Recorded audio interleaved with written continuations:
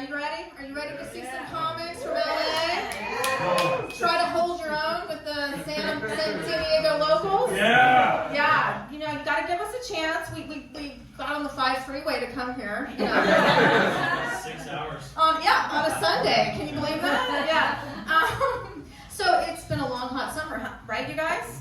Yeah. Has it been fun down here in San Diego? Everyone having fun? Oh, yeah. I've got some really great news for the guys out there. Did you know that there has been research that has proven that there is such a thing as summer penis? That guys' penises are actually bigger in the summer? Now, of course, men funded this research, right? And I have kind of wondered to myself, are they going to invest in research on winter dick? I don't think so, ladies. It's not the Christmas package we were looking for, right? January Johnson. And then I was thinking, like, what do we get? I mean, would women research fall tits?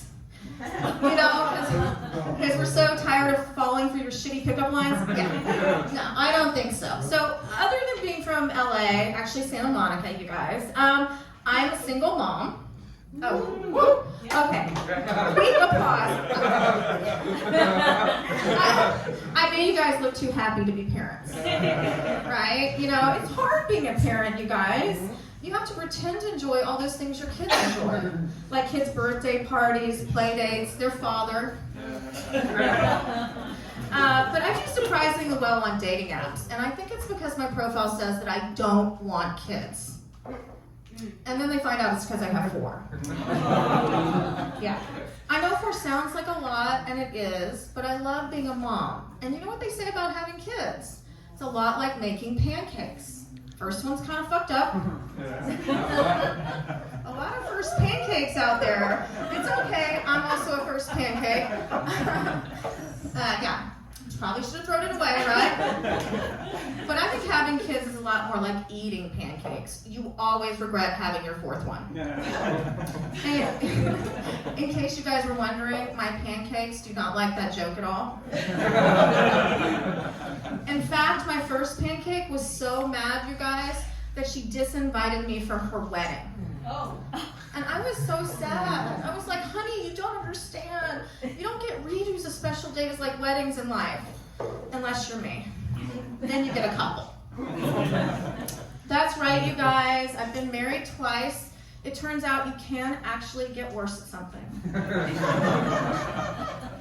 You know, they always give awards for, success. And I'm like, where are the rewards for failure? I mean, that's an award that I could really accept, and thank my parents for all the emotional distress, and each husband for all their failings, and just, that I was always find a way to be a victim. Yeah, that's my kind of award. Parenting is hard, like I said, but, it's humbling and you learn a lot. Like, I learned so much the first time my teenage daughter was like, "You're ruining my life." Like, I learned you're not supposed to scream it back. And my youngest, she's one of those kids who really craves structure and rules. And the other day, you guys, she came up to me and she told me that she wanted me to have a swear jar. Yeah, and I was like, "I'll pay you $20 to shut the fuck up about the swear jar." And she was like, "How about 80? And I was like, "I have taught you some fucking things." The pandemic really changed the way I parented too. I mean, we used to sit down at the table and say grace, and now we just say fuck it. It even changed things with my older kids, like my 19-year-old son. I used to be like, "When are you going to stop smoking weed?" And now I'm like, "When are you going to come home with weed?" Yeah, this same kid, he's so sweet. Last Mother's Day, he proudly presented me with a joint and said, "It is my dream to get high with you." And I was like, "Oh, that's so sweet. It's my dream to have abs." Some dreams are just dreams. But there was one silver lining to the pandemic for me. I didn't have to lie to my youngest about why I didn't want to take her to Disneyland anymore. Because if you're a parent in Southern California and you don't want to go to Disneyland, you're like the Grinch, right? Because Disney's like a spiritual journey for kids. That's why I used to tell her that the park was in Massachusetts. That was great until she flunked geography class. Yeah, mother of the year over here. But I think the real reason that I hate Disneyland is the rides remind me of a map of all my failed relationships. Like take the Splash Mountain ride. It reminds me of all my hookups. Never as wet as I thought I would be. And God, I wish there weren't any pictures. The photos. And the Small World ride, it reminds me of divorce. I mean, it takes forever, you're in the dark, and at the end of the day, I'm just stuck with a bunch of singing children. I can still hear them. It's a world of lawyers, a world of tears. It's a world of secrets and wasted years. There's so much that we shared that it's time to beware. Why did I ask for full custody? Thank you very much.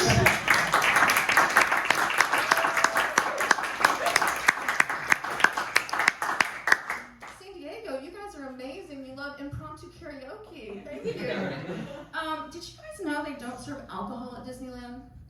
You would if you were a parent. It's a very, very long day.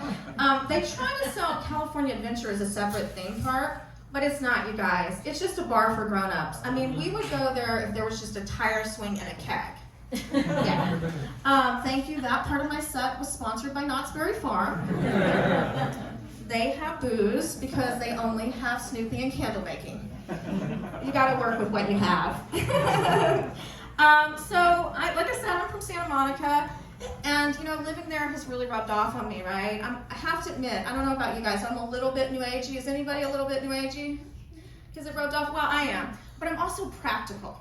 So, I have crystals for my anxiety, but I also take Xanax. And I got my house feng shuied, but I also take Xanax. And I have a ton of Buddhas in my house, you guys. People just keep giving them to me, kind of like STDs. Oh, yeah, no fans of STDs, me either. But when you're dating in Los Angeles, or maybe here down in San Diego as well, you're bound to hit a bunch of snags. And by that I mean super new age guys. This is that guy in your yoga class with the man bun and the Om tattoo and the crystal bracelet. The best thing about dating these guys is borrowing their jewelry. And I hear they're kind of fun to cry and masturbate with. I don't know, this guy's gonna have to tell me. Oh boy, so does anybody have a birthday coming up? Anybody? Oh, okay, me too, right? Do you like your birthday? Yeah, it's fun. Yeah, me too. Some people don't because it makes them feel old, right? But I like my birthday. Like, I'm still young, I'm still vibrant, I'm still dating 26-year-olds. Right? That's true. I do really like young guys, you guys. Right? And, but there's always an expiration date, because, they're bound to say something stupid, do something insensitive, get grounded. And everybody thinks it's like you date a young guy for the sex, and the sex is great, but I think we've taught each other a lot. Like, they teach me things like, and he's taught me what DTR means, like define the relationship, and I've taught him that women can have commitment issues. Oh, no commitment issues, really? Are you a daddy's girl? No. Oh, no, me either. I'm more of a daddy's issues kind of girl, right? So, when I was growing up, my dad was really successful, and every guy I've ever been with has been kind of intimidated, like they couldn't do anything for me that my dad couldn't, and I'm like, yes, you can. Please just come to one of my birthday parties. Right? Yeah, it was that kind of childhood. But when you are the son of a very successful man, you attract beautiful, intelligent, charming women. But when you're the daughter of a successful man, you attract beautiful, charming sociopaths, right? I'm kind of like the Statue of Liberty with my legs spread. Bring me your tired, your poor, your well-endowed fellas. Oh, it's rough. My kids don't like that I do comedy. Shocker, right, you guys? They would rather I do porn. Because at least then I could pay for their therapy, right? I mean, kids think they want the cool mom until you are the cool mom, and then they're like, will you please stop hitting on my friends? But seriously, young guys, it's not really worth it. They don't really want a relationship. They want the story. They want the magic of the MILF. They'll be like, please, please, please, I've been so good. And I'm like, what am I, Santa? And then I sleep with them, and then I'm like, ho, ho, ho, maybe I am Santa. But actually, I have these older sons, and really none of my kids' friends have really ever hit on me very much. But the other day, I was in my kitchen, and this kid who's been like a son to me, who I've known since he was 5 years old, came up behind me in the kitchen and asked me to fuck him. Yeah. And I was shocked that it took him so long to try. Yeah, oh boy. Lots of therapy. I kind of feel like though, sometimes you have to embarrass your kids to protect them, right? So like when my sons were at that age and I knew they were watching porn, and in case you're wondering, that's when your son suddenly loves showers. There's a fan of masturbating. At that point, love showers, no tissues in your house, right? At that point, I made each of my sons go to Rite Aid with me to buy condoms, because if you can buy condoms with your mom, A, you'll never be embarrassed to buy condoms again, right? And B, I needed condoms. You know what, you guys, it worked. I don't know of any grandchildren that I know of, right? And I got this way because my older daughter, the first pancake we talked about, when she was a when she was a teenager, I walked in on her having sex with her boyfriend on my bedroom floor. And I was shocked because I didn't even know she knew what sex was, let alone reverse cowgirl. And I was like, damn, the apple does not fall far from the tree. If you're worried, I only tell this joke because of how much it traumatized me. I wasn't invited to the wedding anyway, right? I'm getting to that age where my genetics and age are meeting like a head-on collision, right? And I don't think there are going to be any survivors. I'm like a car that needs all the parts recalled, right? But there is one upside to all this. I can now officially blame my mom for everything. I knew my emotional pain was her fault, but now my physical pain is her fault too.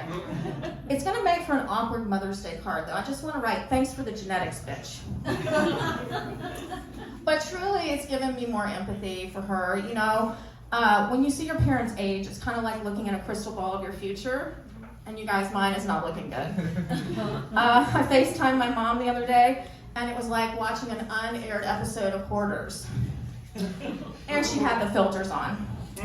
This woman has every newspaper since 1973, and the only thing she can get rid of is husbands.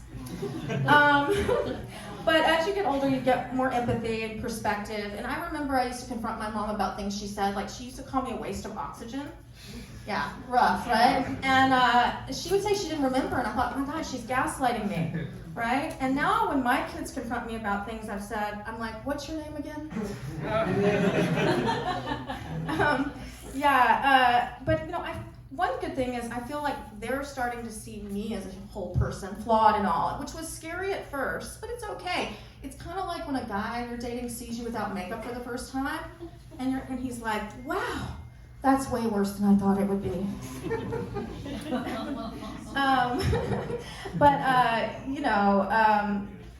My kids are all, they say that kids rebel, right? So I've had all these failed relationships. So my kids are all in really serious monogamous relationships. Even my 11-year-old.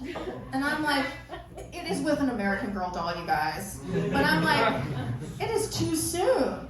But also, please invite me to the wedding. There was one other silver lining to the pandemic for me. I had an excuse to give up on dating apps because I really didn't want to worry about COVID and herpes at the same time. It just seemed like a lot. Because I hate dating apps. They've really turned people into the equivalent of fast food. They're not good for you, but they're hot and available right now. Like this one guy I dated, he was just like Chick-fil-A. Warm, delicious, but my gay friends were not having it. And this other guy, he was just like Subway, a foot long, but kind of weird with my kid.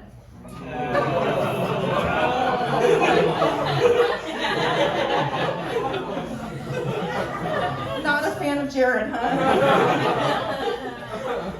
And And the last guy, I mean, he was truly a happy meal. He left a smile on my face, but the toy was the best part. Yeah, thank you guys. I'm Maggie Hyde.